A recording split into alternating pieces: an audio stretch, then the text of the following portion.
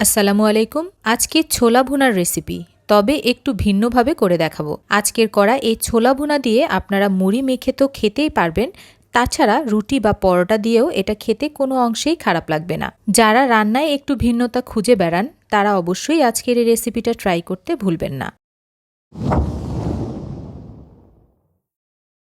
ছোলা ভুনা তৈরি করতে আমার প্রথম কাজ হচ্ছে একটা ভালো মানের ছোলা ব্যবহার করা। তাই বাইরের খোলা ছোলা না কিনে আজকে আমি ব্যবহার করছি এসিআই পিওরের ছোলা বুট। প্যাকেট কেটে ২৫০ গ্রামের মতো নিয়ে নিব। তারপর এগুলোকে পানি দিয়ে ভিজিয়ে রাখবো ১ রাতের মতো। প্রায় ১ রাত পর এগুলো বেশ খানিকটা নরম হয়ে এসেছে। এবার এগুলোকে খুব ভালোভাবে ধুয়ে নিয়ে একটা কড়াইয়ের মধ্যে নিয়ে নেব। এরপর প্রায় ১ লিটারের মতো পানি দিয়ে এগুলো খুব ভালোভাবে সেদ্ধ করে নিতে হবে, আর আপনারা চাইলে প্রেসার কুকারেও সেদ্ধ করে নিতে পারবেন। আর ছোলাগুলো যখন খুব ভালোভাবে সেদ্ধ হয়ে যাবে তখন এগুলোকে নামিয়ে ঠান্ডা করে নেব। আর চাইলে এই সেদ্ধ ছোলা আপনারা ফ্রিজের নরমালে প্রায় ৭ দিনের মতো সংরক্ষণ করতে পারবেন।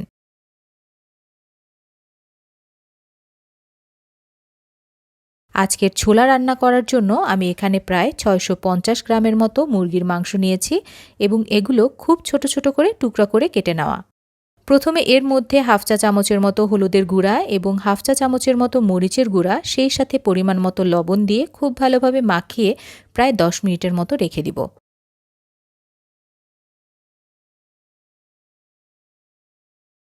এরপর একটা কড়াইতে পর্যাপ্ত পরিমাণে তেল নিয়ে এই মাংসের টুকরাগুলো খুব ভালোভাবে ভেজে নেব। চুলার আঁচটা বাড়িয়ে এমনভাবে ভেজে নিতে হবে যেন এগুলো কমপক্ষে ৯০ ভাগের মতো সেদ্ধ হয়ে যায়। এরপর ভাজা হয়ে গেলে মাংসগুলো তুলে আলাদা করে নেব এবং কড়াইতে যে তেল রয়েছে সেখান থেকে বেশ কিছুটা তেল কমিয়ে ফেলবো বাকি রান্নার জন্য। এরপর এর মধ্যে অ্যাড করব প্রায় হাফ কাপের মতো পেঁয়াজ কুচি। এই পেঁয়াজগুলোকে ভেজে নরম করে নিতে হবে।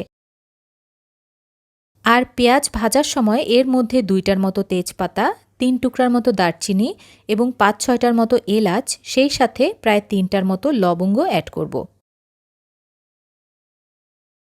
পেঁয়াজগুলো নরম হয়ে আসলে এর মধ্যে দিয়ে দিব ৩ টেবিল চামচ পেঁয়াজ বাটা। গ্রেভিটাকে একটু ঘন করতে সাহায্য করবে। সেই সাথে ১ টেবিল চামচ আদা বাটা এবং হাফ টেবিল চামচ রসুন বাটা অ্যাড করব।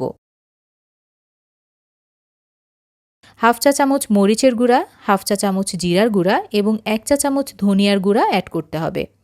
খুব ভালোভাবে এই মশলাগুলোকে কষিয়ে নিতে হবে, আর কষানোর জন্য অবশ্যই পানি অ্যাড করতে হবে।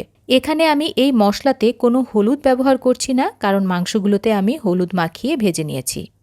একটা পর্যায়ে গিয়ে যখন মশলা থেকে তেল আলাদা হয়ে যাবে তখন চেষ্টা করব আরও কিছুক্ষণ ওই তেলের মধ্যে এই মশলাগুলো একটু ভেজে নিতে। মশলাগুলো খুব ভালোভাবে ভাজা হয়ে গেলে এই সময় এসে ছোলা অ্যাড করব। সবগুলো ছোলা অ্যাড করছি না, একটু বেশি হয়ে যাবে তাই কিছুটা আলাদা করে রেখে দিলাম।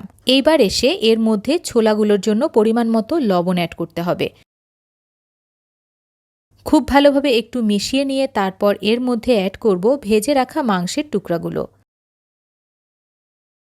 খুব ভালোভাবে আবারও মিশিয়ে নিব। এরপর এর মধ্যে পরিমাণ মতো পানি অ্যাড করতে হবে, আর এই পানিটা আপনারা চাইলে কম বেশি করে দিতে পারবেন। আর সেটা সম্পূর্ণ নির্ভর করবে এর মধ্যে আপনারা ঝোল কতটুকু রাখতে চান তার উপর। পানি দেয়া হয়ে গেলে এর মধ্যে ১ টেবিল চামচের মতো টমেটো সস অ্যাড করব। এটা সম্পূর্ণ অপশনাল, আপনারা চাইলে বাদ দিতে পারবেন। এরপর চুলার আঁচটাকে মিডিয়ামে নিয়ে এসে অপেক্ষা করব এই ঝোলটা বেশ কিছুটা টেনে আসা পর্যন্ত। আর ঝোল যতক্ষণে টেনে আসবে ততক্ষণে মাংস এবং ছোলা পুরোপুরি সেদ্ধ হয়ে আসবে। আর ওই অবস্থায় এসে আমি এর মধ্যে কিছু ব্রাউন করে ভেজে রাখা পেঁয়াজ অ্যাড করব।